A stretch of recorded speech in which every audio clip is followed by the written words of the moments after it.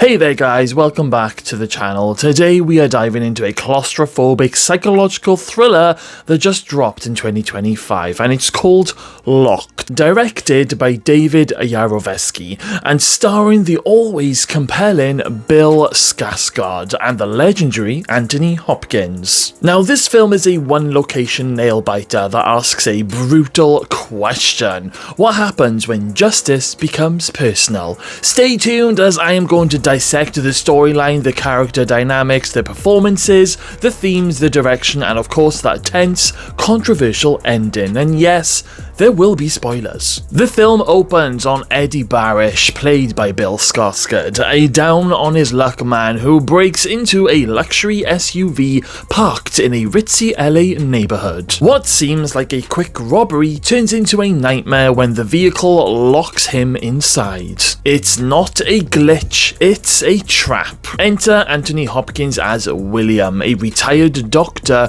who contacts Eddie through the vehicle's speakers. William informs him that this is retribution. Now Eddie represents the kind of man who was responsible for the death of William's daughter during a robbery gone wrong. So this SUV is no ordinary car, it is a prison equipped with everything, and William needs to carry out a slow, calculated punishment. So even though Eddie had nothing to do with William's daughter being murdered, as far as William is concerned, he deserves to be punished. From here, the film plays out almost like a theatrical two-hander with Eddie and William locked in a verbal, psychological battle that escalates into physical torture and moral debate, and also desperate escape attempts. Now, despite its single setting, I feel that the film keeps the tension high by constantly shifting the power dynamic between the characters. Now, Bill Skarsgård gives one of his most raw and unfiltered performances to date. He's trapped, he's sweaty, he's bruised, and he's also emotionally unraveling. His portrayal of Eddie forces us to empathize with a man who has clearly made mistakes, but might not deserve what's happening to him. The entire performance rests on Bill's ability to carry scene after scene in isolation, and he delivers it in spades. Then we have Anthony Hopkins, who is just an absolute legend. I mean, what can we say that hasn't already been said about this, screen titan? William is cold, calculated, but also surprisingly layered. Now, Anthony Hopkins plays him with chilling restraint. He doesn't scream, he doesn't rage, he just uses silence and intellect as weapons, which is somehow even more terrifying. And as the film progresses, we begin to wonder, is William truly righteous, or is he just a broken man looking for control? Now, this film operates on several, different levels. I mean, first and foremost, it's a meditation on justice versus revenge. William believes he's enacting righteous punishment, but the film subtly undermines that belief. We never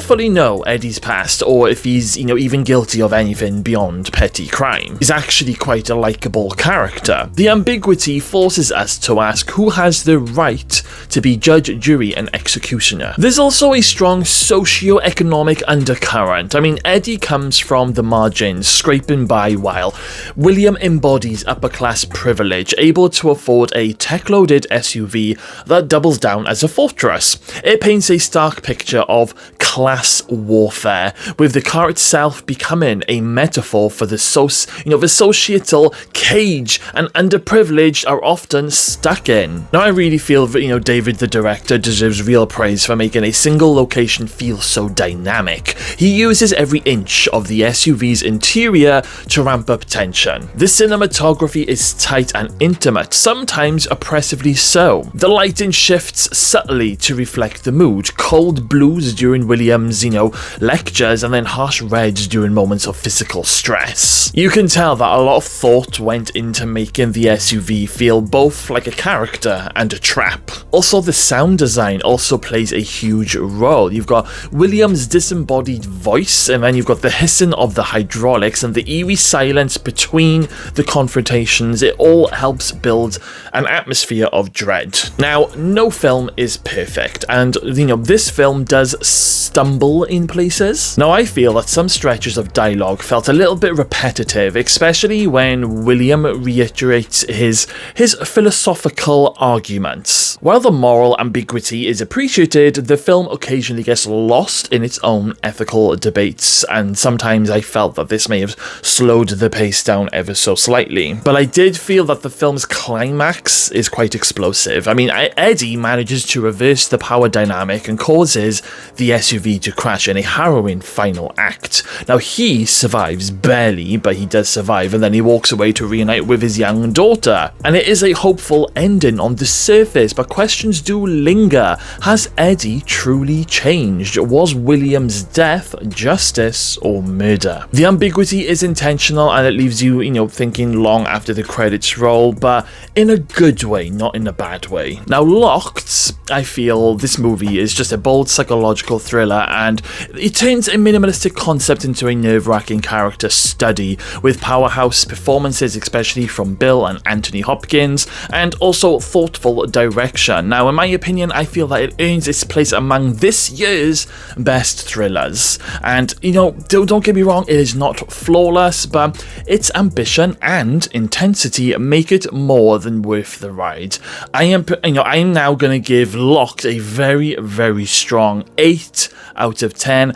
I will go back and rewatch this any day of the week. I really, really enjoyed it. But anyway, guys, that's enough from me. Let me know what you thought of the movie down in the comments box below. Did the ending of the movie work for you? Did you sympathize more with Eddie or William, which I think is a brilliant question. And don't forget, guys, to like, subscribe, and hit that notification bell for more horror reviews. Okay then, guys, thank you all for watching. Until next time, stay locked in.